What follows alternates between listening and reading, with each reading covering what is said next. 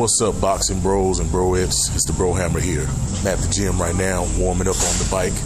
About to hit some bodacious back, sipping on my pre-workout.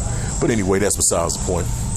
Coming at you today, talk about a little Errol Spence versus Danny Garcia. So the fight has been moved to December 5th. This fight was already in the works before Errol Spence had his car accident last year. He's fully recovered now, back in sparring, and he's going to fight Danny Garcia next in his comeback fight, which is, that says a lot about Errol Spence's character as a fighter, because Danny Garcia is not an easy out. That's not a tune-up. That's a real fight, especially coming off of a career-threatening or potentially life-threatening accident. So yeah, the fight has been moved to December 5th. It was going to take place on November 21st. It also moved venues from LA to Arlington, Texas, Jerry World, Cowboy Stadium. So last time Errol Spence fought there, he fought another Garcia, Mikey Garcia, in front of over 47,000 fans. Dominated every single round, every single moment of that fight. He made it look easy against a pound-for-pound talent in Mikey Garcia, even though Mikey was moving up 2 weight classes. And he also did great on pay-per-view, 360,000 pay-per-view buys. So Errol Spence, being from Texas, AT&T Stadium is one of the few stadiums venues that are allowing fans to attend sporting events. As you may or may not know, the Cowboys, who are having an atrocious season at the moment, that's neither here nor there.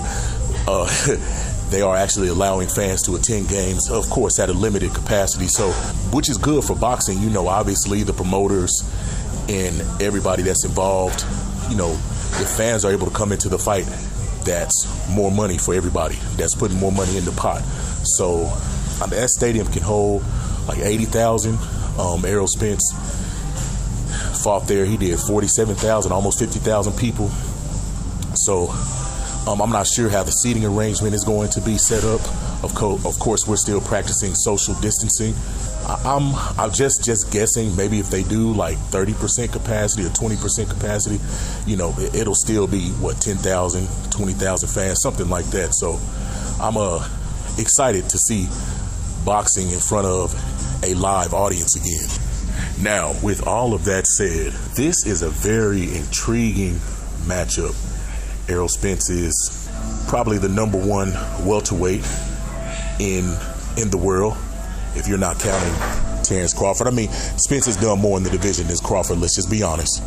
Even though Crawford may be higher on the pound-for-pound list, Spence is a number 1 welterweight. Garcia is definitely in the top 5 of welterweights. His best days were at 140 or junior welterweight. But even with that said, every fight he's lost, which he's only lost 2, Keith Thurman, Sean Porter, wasn't a blowout. He was in the fight. Danny did come on late. He made a fight out of it. So it's not like he's just gotten blown out in the ring. He's never been dropped. He's never been badly hurt. So this is very interesting. And we all know that he punches very hard. With that said, what kind of condition is Errol Spence in after that accident? We know that he had to get some dental work done. I think that was the extent of his injuries. Did he get concussed? What were the true extent of his injuries?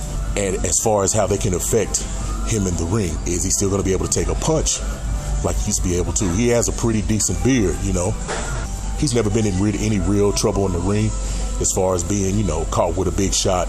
So he has a really good chin. But how did that accident affect that? So that's going to be interesting, because Danny is going to test it. We all know he's famous for that no-look left hook. He's going to catch Spence with him a couple of times. Spence, he has good defense, but he is a come-forward fighter.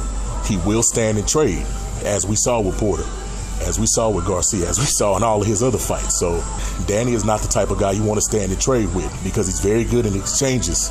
Like Max Kellerman famously said in his breakout fight against Amir Khan, I don't think it's as set in stone as some people think it is as far as who's going to win this. It's not 50-50. I'm going 65-35, 60-40 Spence. If he's the Errol Spence that he was before the accident, if he's not, things could get very interesting. My early 2 months before the fight prediction would be Errol Spence. Close but clear unanimous decision.